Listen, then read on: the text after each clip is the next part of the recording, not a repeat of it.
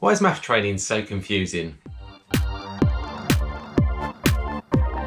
Hi, I'm Chris and welcome back to the channel, and I'm going to break down math training, how I incorporated my training, explaining some of the formulas, explaining that you can adapt the formulas if they don't work for you, because I have a lot of people commenting on the channel. I've mentioned just briefly about math training, and a lot of people say, I'm having to walk, I'm barely running, and that's because the Maffetone formula is there, and there are, you can go into more depth, but I like to, as you say, like to keep it nice and simple.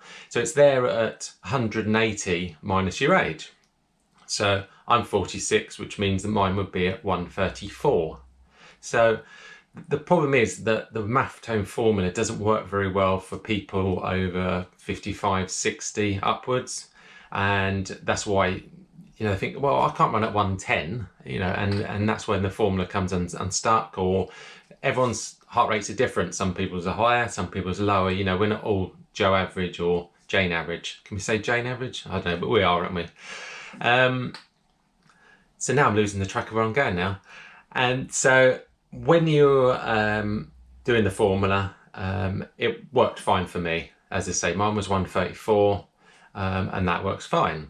So, but if it doesn't work for you, then you need to find another way of doing it. So the easiest way that I can suggest to you is to run at a conversational pace.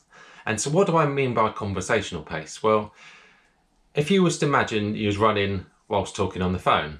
So yes, you were going to be, heavy breathing. I wouldn't recommend, calling people up and heavy breathing, but each their own. So if you imagine you've got your phone, you're running along, and it would kind of be, you'd be chatting to someone, and it would kind of be more of a kind of breath. Hello. Yeah, I'm fine. Yeah, because that's how I talk to people on the phone, clearly. So yes, your breathing's going to be heavier than it would be if, say, for instance, you was, sitting on the sofa or just going for a walk, but it's not the point. You're kind of hyperventilating and stressing your body. So once you've worked out what your heart rate is at that pace, right, we're going to take my Maffetone pace just so we've got that kind of, number. So 180 minus my age of 46 is 134. Then you can actually work above that and below that. So if we work on a kind of 5 above, 5 below, so mine's 134 beats per minute, which means I can go up to 139, but I can also go lower.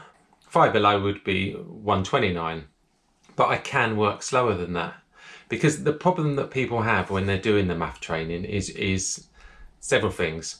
One, that they're not warming up before. 2, going off too fast. And 3, trying to do it on an undulating course. And those factors, and I suppose even temperature as well, if it's too hot, too cold, you're going to struggle. So, we don't all live in flat areas. We can't control the temperature. But the things that we can control is going off too fast or not warming up. So some of us like to incorporate that warm-up run within our run. Some of us like to do a warm-up and then go on the run. So in an ideal world, you would get your watch on, run around the block for a mile on a warm-up, and then by that time you're slightly fatigued, your watch has sorted itself out, and your heart rate's going to be ready to go. If you're going on straight in to the run, some people, what they do is they tend to think, okay, well, my heart rate's got to be 134. So within the first mile, they're going off at 134. And then after 2-3 miles, their heart rate tends to spike, and they're struggling to keep it below the maximum, which is the 139. And that's because that first mile, they've actually gone off too quick. So if you imagine that, the first mile, you're not that fatigued, got loads of energy. So my 135 beats per minute is going to put me at a medium pace. So I've actually gone off too quick. So for that first mile, it's okay to have your heart rate 125, 130 or just below, because you will find after you've done, 2-3 miles, that running that same pace, your heart rate will start to kind of creep up. And so just go off easier or do a warm up. Also, what people tend to do or ask questions is they're going too far. So obviously the Maffetone works to a point on your distance because it comes down to fitness. So if, say for instance, you were going on a 5-mile run, and then you're finding your heart rate slowly creeping up at that same pace, 134, 140, 145, then that's just coming down to fatigue and your fitness. And the same as if I was to do a Maffetone run and I go on a 10-mile run, I have to slow the pace down after 10 miles because then my fitness is coming into it, because I'm still keeping it at an easy pace, but my fitness levels, obviously, at that same pace, are slowly creeping up, which means I'd have to slow the pace down. And that's why some people, have to walk. A flat course, yes, it helps. Running the cold and the heat, you might have to add, 5 beats per minute, because your heart rate will be elevated, in the winter or a hot summer. So that's something you need to kind of take into account. From day to day, your heart rate will vary. So whether you are fatigued, whether you've been overtraining, whether you're having enough sleep, whether you're stressed, your heart rate will be higher and lower depending on any of them factors. And there's probably other factors that come into it. So the advantage of you doing the MAF training at that given heart rate is that you're running at your heart rate, you're not running at the pace. Because once we start running at pace, then your heart rate might start creeping up. So say for instance, if you was to run at,